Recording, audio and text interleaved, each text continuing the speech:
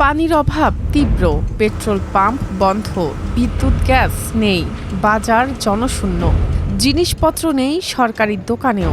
রাজধানীর রাস্তাও রাতে বাতিহীন অন্ধকার। গরম থেকে স্বস্তি পেতে খোলা জায়গায় ঘুমাচ্ছেন কেউ কেউ। এসব দৃশ্য উত্তর আমেরিকার দ্বীপরাষ্ট্র কিউবার। গত ১৫ মে দ্য নিউ ইয়র্ক টাইমস মহাক্ষমতাধর যুক্তরাষ্ট্রের এই ছোট্ট প্রতিবেশীর চরম দুর্দশার সচিত্র প্রতিবেদন প্রকাশ করে।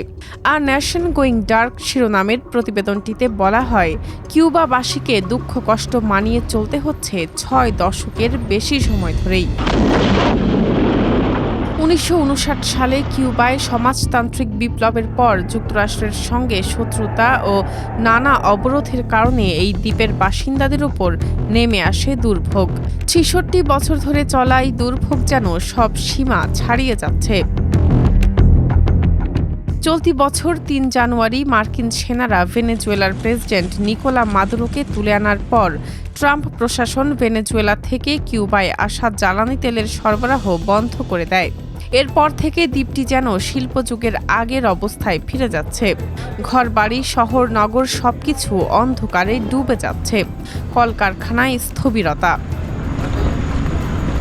অন্যান্য আন্তর্জাতিক গণমাধ্যম জানায়, কিউবায় বিদ্যুৎ সরবরাহ ব্যবস্থা ভেঙে পড়েছে। দেশটির একটি বড় অংশ অন্ধকারে। ১ কোটি জনসংখ্যার এই দেশে বেশিরভাগ মানুষ জীবন চালাতে হিমশিম খাচ্ছে। কাজের জায়গায় কর্মঘণ্টা কমিয়ে দেওয়া হয়েছে। অনেক এলাকায় ক্ষুব্ধ বাসিন্দাদের রাস্তায় জড়ো হয়ে থালাবাটি বাজিয়ে সরকারের বিরুদ্ধে প্রতিবাদ করতে দেখা গেছে। ১৯৬০ সালের মে থেকে ২০২৬ সালের মে, দীর্ঘ ৬৬ বছর ধরে বিশ্বের সবচেয়ে ক্ষমতাধর দেশ যুক্তরাষ্ট্র ছোট্ট দ্বীপদেশ কিউবায় হামলার ছুতা খুঁজে আসছে। বিপরীতে দ্বীপদেশটির বাসিন্দাদের খুঁজতে হচ্ছে হামলার বিপরীতে প্রতি হামলা নয়, শুধু বেঁচে থাকার পথ। কিউবার অভিযোগ, সামরিক হামলার জন্য যুক্তরাষ্ট্র ছুতা খুঁজছে।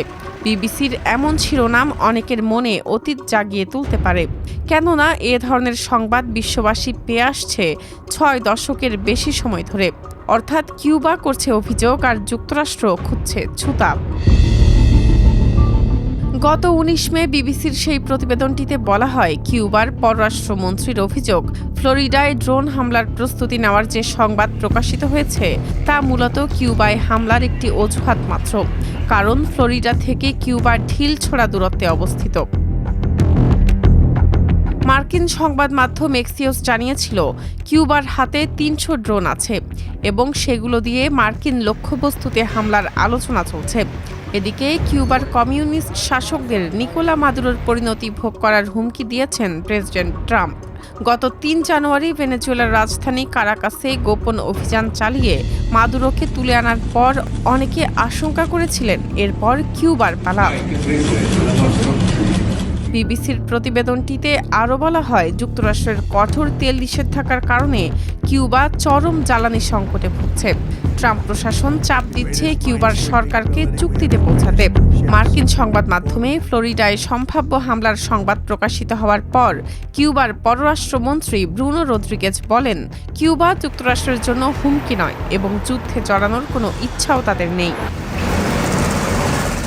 গত ১৭ মে ব্রিটিশ দৈনিক দ্য গার্ডিয়ানের এক সম্পাদকীয়তে মন্তব্য করা হয়, ট্রাম্প বলেছেন তিনি কিউবা নিয়ে যা চান তাই করতে পারেন, কিন্তু মনে রাখা দরকার যে দ্বীপটি তার ব্যক্তিগত সম্পত্তি নয়।